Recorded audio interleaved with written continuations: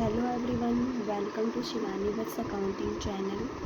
Children's, आज मैं आपको कराऊंगी क्लास 11 सब्जेक्ट अकाउंट का chapter number 2 basic accounting terms का पार्ट 2। 4 टर्म्स आपको मैंने अपने पार्ट 1 में करा दी थी। आज हम टर्म नंबर 5 से स्टार्ट करेंगे। क्रेडिटर्स क्या होते हैं, ठीक है। पहले मैं आपको इसकी इंग्लिश लिखवाऊंगी इजी लैंग्वेज में और फिर एज आ स्टोरी मैं आपको समझाऊंगी, ठीक है। So let's start. क्रेडिटर्स क्या होते हैं?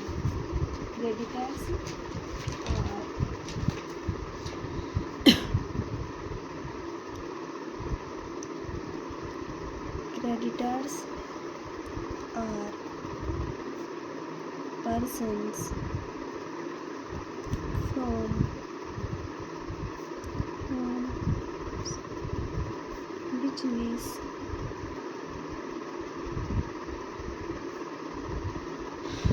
purchases goods on credit, ठीक है। अब हम एरो डाल के लिखेंगे। जनरली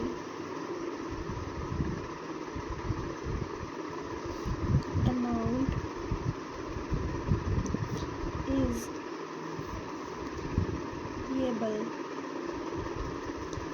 within 12 months, ठीक है। विदिन 12 मंथ्स के नीचे हम अंडरलाइन कर देंगे और परचेज गुड्स ऑन क्रेडिट के नीचे हम, ठीक है। Therefore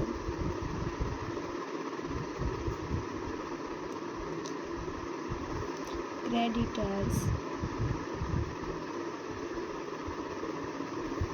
are considered as current liability,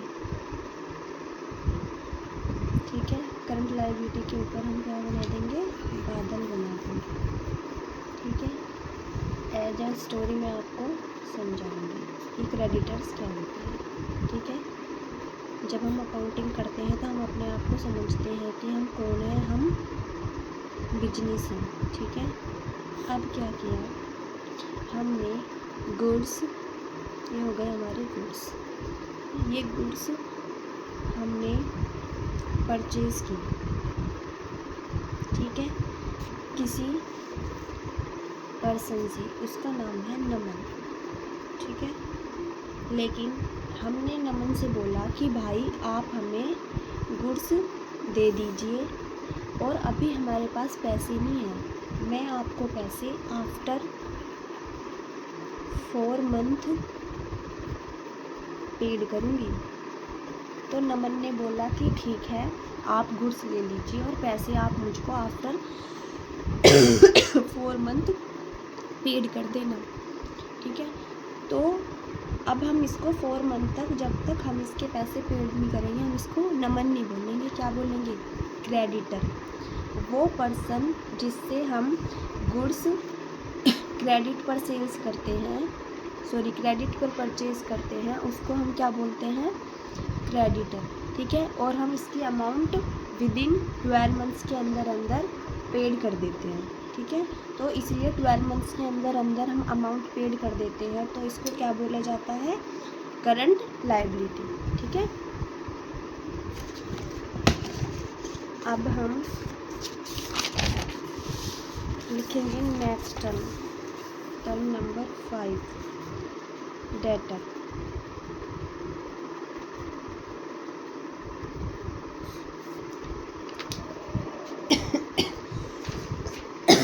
debtor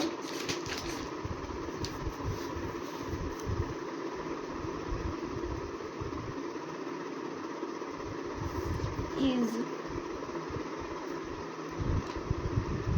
persons from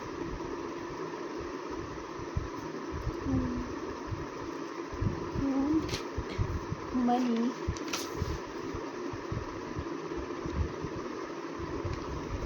is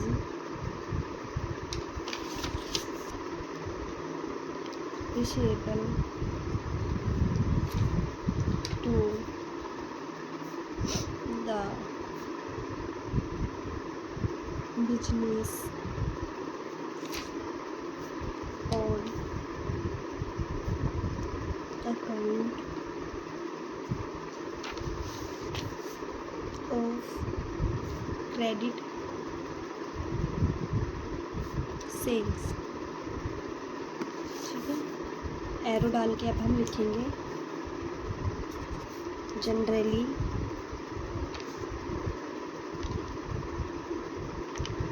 amount is receivable within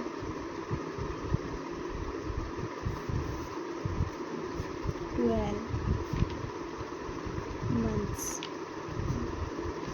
Therefore,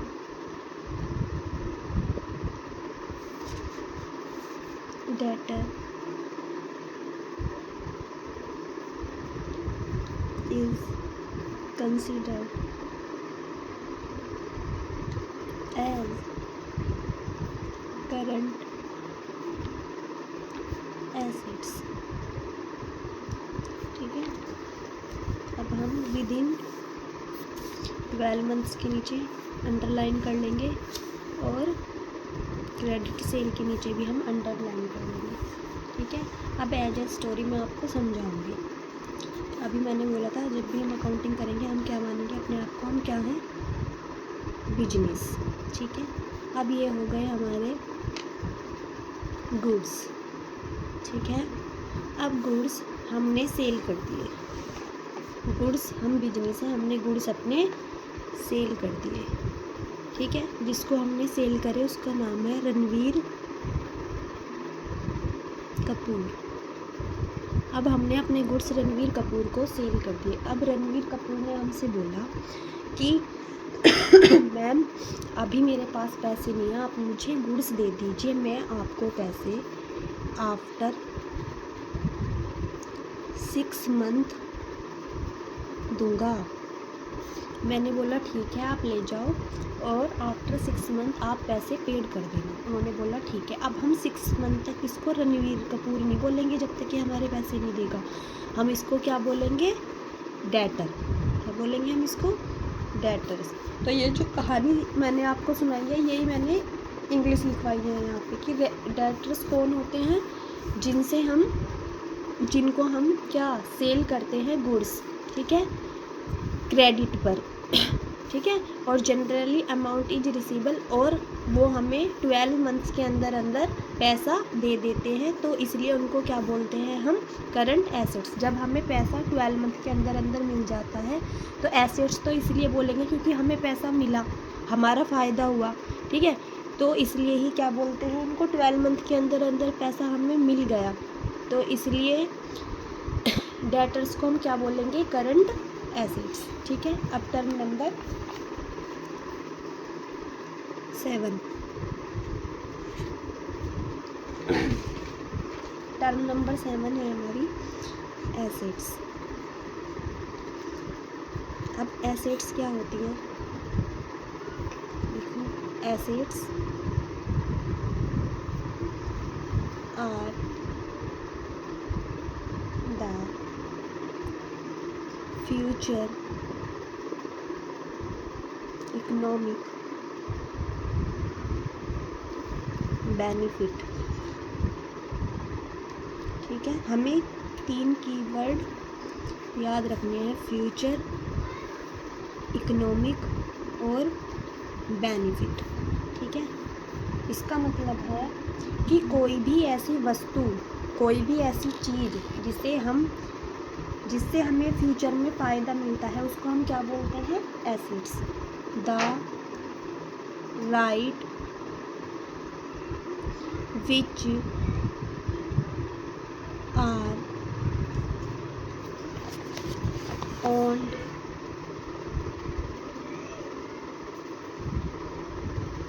or controlled by an organizations। ठीक है, जैसे एग्जांपल लिखवाती हूँ मैं। एसेट्स क्या क्या होते हैं, जैसे बिल्डिंग। आज हमने कोई बिल्डिंग परचेज कर ली, तो कल क्या होगा, फ्यूचर में उसका रेट ज़्यादा हो जाएगा, तो वो क्या देगी हमें, इकोनॉमिक बेनिफिट्स। इकोनॉमिक बेनिफिट्स का मतलब होता है, इकोनॉमिक का मतलब होता है मनी से। ठीक है, फर्नीचर, कैश, ठीक है, एक्सेट्रा। अब एसेट्स भी कितने टाइप की होती हैं वो लिखवाऊंगी। Assets can B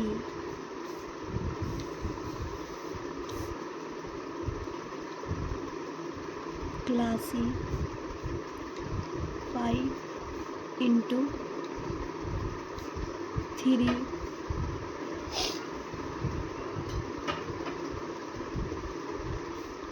types.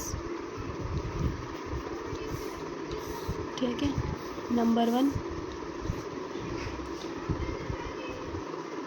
Non current assets,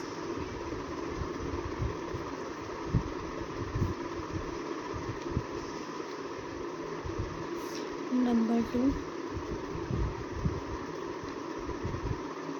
current assets, और नंबर 3 fictitious assets।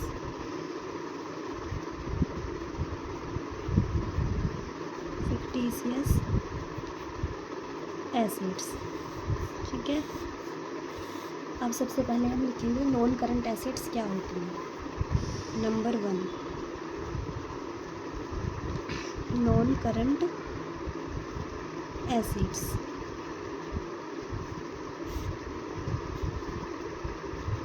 चलो इसकी इंग्लिश लिखो। नॉन करंट एसेट्स होती है हमारी those assets which are not meant for sales। ऐसी एसेट्स जिनको हम सेल करने के पर्पस से नहीं परचेज करते हैं, मतलब लंबे टाइम के लिए अपने पास रखते हैं। ठीक है, लंबा टाइम मतलब these are held for a period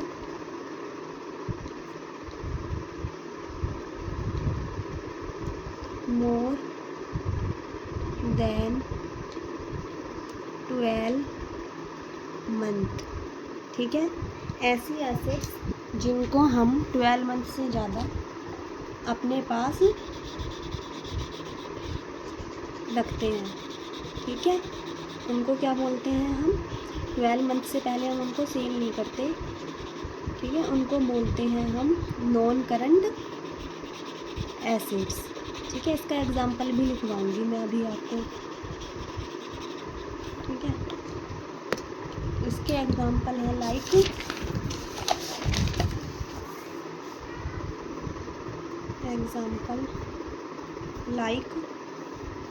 जैसे मैंने अपने घर के लिए क्या ख़रीदा, एसी। तो एसी जब मैंने ख़रीदा तो मैं उसको, ये तो नहीं है कि 12 मंथ से पहले ही मैं उसको सेल कर दूँगी। मैंने लंबे टाइम तक उसका बेनिफिट लेने के लिए एसी ख़रीदा। जैसे फर्नीचर ख़रीदा। ठीक है, तो फर्नीचर का यूज़ भी हम 1 साल से ज़्यादा 3, 4 साल, 5 साल ऐसे के लिए लेते हैं। लंबे टाइम के लिए 12 मंथ से ज़्यादा के लिए लेते हैं। ठीक है, जैसे मैं किसी कोचिंग सेंटर में टीचिंग करती हूँ, तो मैंने उसके लिए क्या ख़रीदा, एक प्रोजेक्टर ख़रीदा। तो प्रोजेक्टर भी मैंने लंबे टाइम के लिए यूज़ के लिए ख़रीदा। ठीक है, तो जो भी एसेट हम 12 मंथ से ज़्यादा के लिए यूज़ करते हैं और 12 मंथ तक अपने पास रखते हैं उससे ज़्यादा, तो उसको बोलते हैं हम नॉन करंट एसिड्स। ठीक है, जो हमारी नॉन करंट एसिड्स होती हैं वो कितने टाइप्स की होती हैं? वो 2 टाइप्स की होती हैं। ठीक है, एक तो होती है नॉन करंट एसिड्स कितने टाइप की होती हैं? तो नॉन करंट एसिड्स कितने टाइप्स की होती हैं? 2 टाइप्स की होती हैं। ठीक है, कौन कौन सी? एक तो होती है tangible acids, number 1 tangible acids. ठीक है, टेंजेबल एसिड्स, इसके ऊपर हम बादल बना लेंगे। और दूसरी होती है हमारी नॉन टेंजेबल एसिड्स। ठीक है, नॉन टेंजिबल एसिड्स। तो टेंजेबल एसिड्स कौन सी होती हैं और नॉन टेंजेबल एसिड्स होती हैं? टेंजेबल एसिड्स वो होती है जिनको हम देख सकते हैं, छू सकते हैं। तो पहले मैं आपको इसकी इंग्लिश लिखवाऊंगी, तो लिखो दोज एसिड्स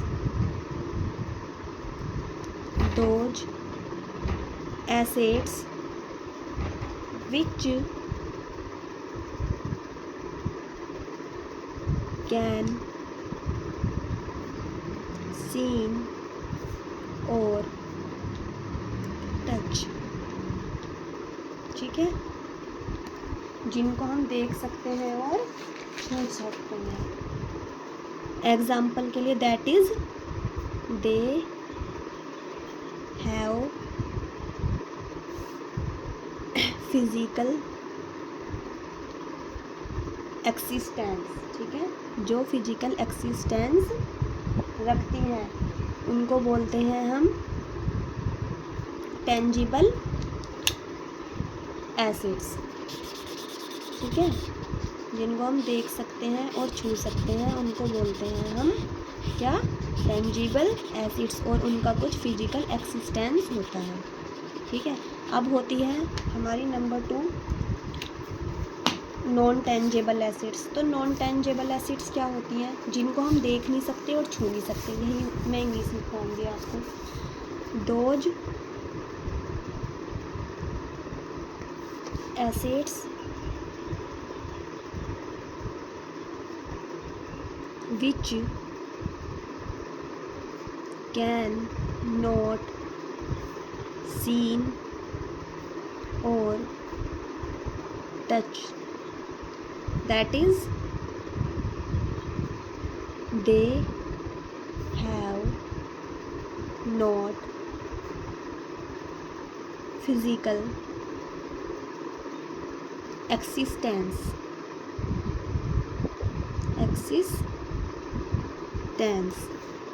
ठीक है, तो वो एसिड्स जिनको हम देख नहीं सकते और छू नहीं सकते उनको क्या बोलते हैं हम?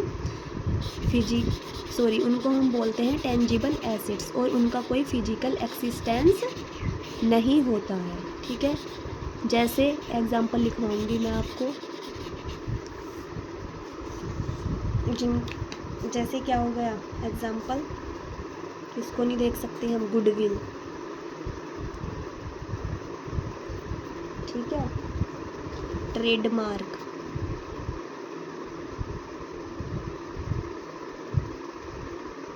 ठीक है, उसके बाद पेटेंट क्या होते हैं? ये हमारा एक टाइप का लाइसेंस होता है जिससे कोई कॉपी ना कर ले। एक होता है कॉपीराइट। ठीक है, तो ये सब हमारी टेंजेबल नॉन टेंजेबल एसिड्स होती हैं। ठीक है, अब लिखेंगे हम number 2 current non current acid. Number 2 था हमारी करंट एसिड्स। अब करंट एसिड्स कौन कौन सी होती है, क्या होती है, उसकी पहले इंग्लिश लिखवाऊंगी फिर समझाऊंगी। तो लिखते हैं, चलो। Those acids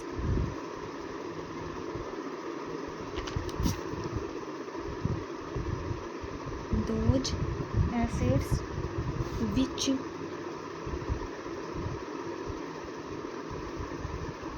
can be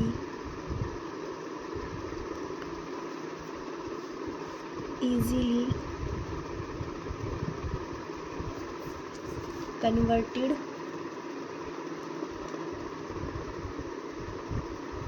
into cash and are held for resale for a period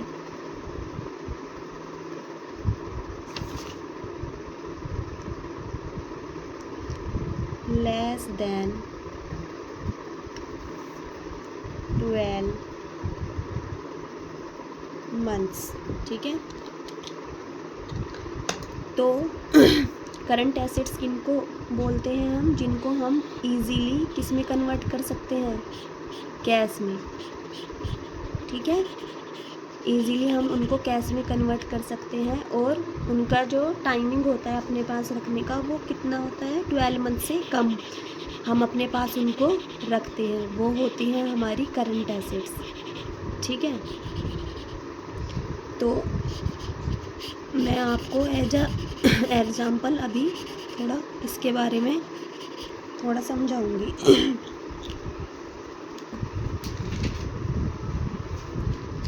जैसे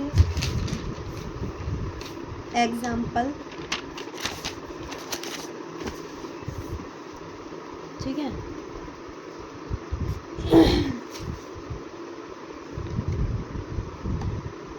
जैसे हमारा बिजनेस है, ठीक है, बर्गर का, हम बर्गर सेल करते हैं, हमारा बिजनेस है ये बर्गर का।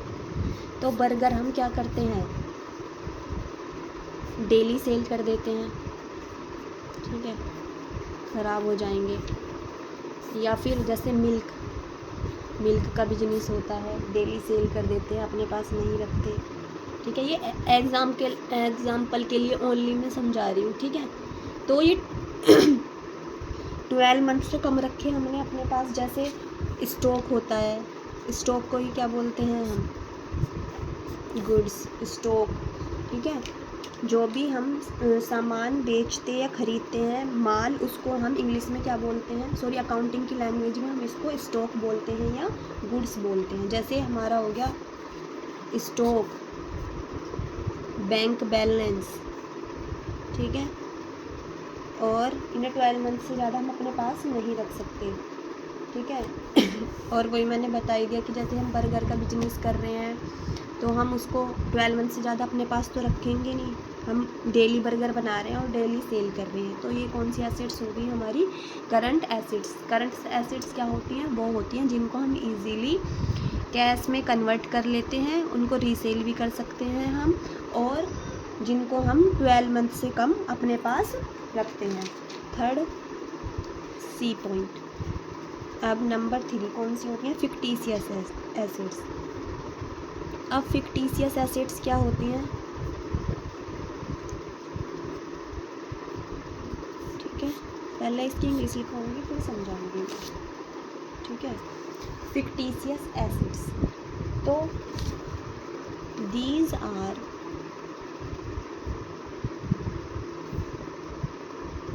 लॉसेस, ये क्या होते हैं हमारे लॉसेस, नॉट रिटन ऑफ।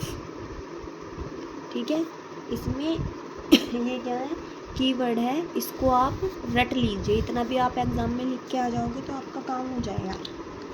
ठीक है, लॉसेस नॉट रिटन ऑफ, क्या करना है आपको, इसको चाहे तो रट लीजिए। ये हमारे क्या होते हैं, लॉसेस होते हैं। ठीक है, चलो मैं आगे कराती हूँ। और ये लॉसेस होते हैं, आपने इनको माना नहीं है कि ये हमारे लॉसेस हैं। ठीक है, एक साल के अंदर in the year, in losses को आप एक साल के अंदर मानते हो कि एक साल में हमारा इतना लॉसेस हुआ है। In which they are incurred but will be written off in more than one accounting period.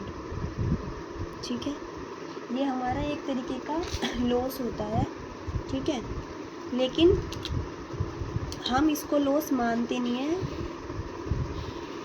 जिस ईयर ये हमारा होता है वन अकाउंटिंग पीरियड में। ठीक है, हमारा अकाउंटिंग पीरियड क्या होता है 1 अप्रैल से 31 मार्च तक का। तो जैसे एग्ज़ाम्पल अभी मैं आपको समझाऊंगी ये एग्ज़ाम्पल के थ्रू, अभी समझ नहीं आएगा आपको। जैसे एडवर्टाइजमेंट, ठीक है, अब एज आ एग्ज़ाम्पल मैं आपको समझाने की कोशिश करूँगी। ठीक है, अब हमने एडवर्टाइजमेंट कराया, ठीक है, किसी कंपनी का हमने एडवर्टाइजमेंट करा लिया। ठीक है, एग्ज़ाम्पल एडवर्टाइज कराने में हमारा, ठीक है, एडवर्टाइजमेंट कराने में हमारे 5 लाख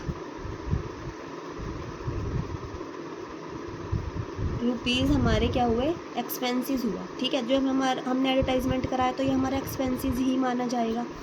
ठीक है, लेकिन हमने एडवर्टाइजमेंट कराया, जैसे सपोज दैट अभी क्या चल रहा है 2026 में हमने एडवर्टाइजमेंट कराया। ठीक है, तो ये हमारा एक तरीके का एक्सपेंसेस हुआ, तो हम इसको क्या मानेंगे, ये हमारा लॉस हो गया। ठीक है, तो 2026 में हमने कराया, तो फिर लॉस हम केवल कितना मानेंगे इसमें 3, 4। ठीक है, हम 2026 के लिए ओनली 5 लाख का हुआ, तो 5 लाख के लिए हम ओनली 1 लाख का लॉस मानेंगे इन दिस ईयर ओनली हम 1 लाख का ही लॉस मानेंगे कि इस साल हमें केवल 1 लाख का ही लॉस हुआ है। अब ये जो हमारे 4 लाख रुपीज़ बचे, क्योंकि एडवर्टाइजमेंट हमने कितने का कराया था 2026 में 5 लाख का। ठीक है, तो ये हमने लेकिन इस ईयर कितना लॉस माना अपना कि हमारा 1 लाख का ही लॉस हुआ है, तो हमारे 4 लाख रुपीज़ ये कहाँ चले गए हम तो हमने बोला कि हम इस साल लॉस नहीं मानेंगे, ये पूरा 5 लाख हम ये नेक्स्ट ईयर में डिस्ट्रीब्यूट कर देंगे और हम हर साल 1 लाख का लॉस मानते जाएंगे। तो ये जो 4 लाख है ये क्या हो गई हमारी फिक्टिशियस एसेट्स। ठीक है, अब हम 2027 में 1 लाख का लॉस मानेंगे। ठीक है, फिर हम 1 लाख का लॉस मानेंगे 2028 में, फिर 29 में हम 1 लाख का लॉस मानेंगे और 2030 में हम 1 लाख का लॉस मानेंगे। तो इस लॉस को ये जो हुआ था सिर्फ हमने जिस ईयर ये हुआ था 26 में 1 लाख का ही लॉस माना, और अगले 4 साल तक हमने इसको डिवाइड कर दिया। ठीक है, हर एक साल हमने 1 लाख का लॉस माना, कितना, ठीक है, तो ये जो हमने 4 लाख अगले साल के लिए माना, तो इसको हम बोलेंगे फिक्टिशियस एसेट्स। ठीक है, फिक्टिशियस का मतलब होता है काल्पनिक एसेट्स। ठीक है, वैसे तो इसका कोई यूज़ नहीं है अकाउंटिंग में, पर आपके सिलेबस में था तो मैंने इसको समझा दिया। अब हमारी टर्म नंबर आती है 8। ठीक है, 8 टर्म क्या है हमारी, 8 टर्म है हमारी BR, मतलब के बिल्स रिसीवेबल। बिल्स रिसीवेबल मतलब क्या होता है, अभी पहले मैं एग्जाम्पल के थ्रू आपको समझाऊंगी। मैंने क्या बोला, जब हम अकाउंटिंग करते हैं तो हम अपने आप को क्या मानते हैं कि हम कौन हैं, हम हैं बिजनेस, ठीक है। तो मैंने अभी पीछे आपको एग्जांपल देके समझाया था डेटर्स वाले पॉइंट में कि हमने गुड्स सोल्ड करे, ठीक है। ये हो गए हमारे गुड्स, ये हमने सोल्ड कर दिए किसको, रणवीर कपूर को, ठीक है। अब जब हमने गुड्स सोल्ड कर दिए रणवीर कपूर को, ठीक है, तो रणवीर कपूर के पास तो पैसा नहीं था। रणवीर कपूर ने बोला था कि मैं आपका पेमेंट बाद में दूंगा, ठीक है, 4 मंथ या 6 मंथ बाद दूंगा। मैंने बोला ठीक है, ठीक है। तो हम इसे 6 मंथ तक क्या बोलेंगे, डेटर। रणवीर कपूर नहीं बोलेंगे, डेटर। मैंने बोला ठीक है, और हम कौन हैं, बिजनेस, ठीक है। तो मैंने कहा कि मुझे इस बात का कोई सबूत चाहिए कि आप मेरे पैसे आफ्टर 6 मंथ दे दोगे। आप मुझे कागज़ के टुकड़े पर लिख कर दो कि 6 मंथ, आफ्टर 6 मंथ आप मेरे पैसे पेड कर दोगे, और इस पर अपने साइन भी कर देना, ठीक है। तो रणवीर कपूर ने बोला ओके मैम, ठीक है। तो रणवीर कपूर ने मुझे एक कागज़ का टुकड़ा दे दिया, ठीक है। इस पर उसने लिख दिया पे आफ्टर 6 मंथ, ठीक है। अपने साइन भी कर दिए उसने, ठीक है। तो इस कागज़ के टुकड़े को हम क्या बोलेंगे, जो रणवीर कपूर ने हमें कागज़ का टुकड़ा दिया, इसको हम क्या बोलेंगे, इसको बोलेंगे हम बिल्स रिसीवेबल। क्या बोलेंगे, बिल्स रिसीवेबल,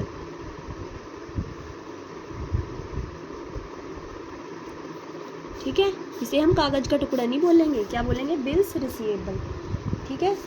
तो हम क्या लिखेंगे, एक्सेप्टेंस,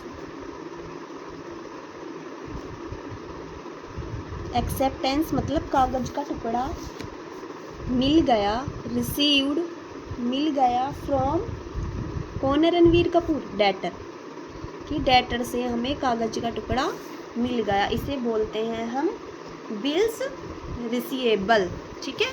आया समझ में। अब नेक्स्ट टर्म कराती हूँ मैं आपको, टर्म नंबर 9, बिल्स पेबल।